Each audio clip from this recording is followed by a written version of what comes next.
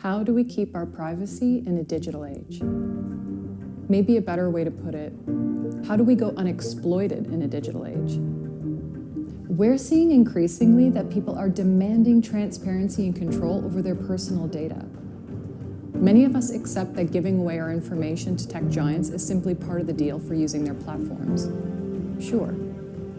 The issue is that tracking and data poaching is far more invasive than we realize. It amounts not only to constant corporate surveillance of our digital lives, but profits are being made from our personal information without us ever being willing participants.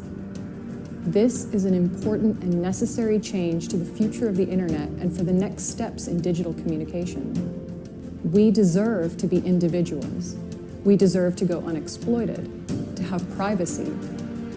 This sentiment is at the heart of why Axiotel was created, to keep your personal information, your personal data where it belongs, in your hands.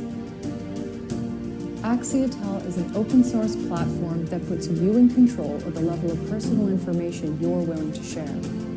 Smartphones are such a widely used tool in pretty much every aspect of our lives. Shouldn't they be as secure and protected as possible? The feeling of being free in this way is an experience I encourage you to try for yourself.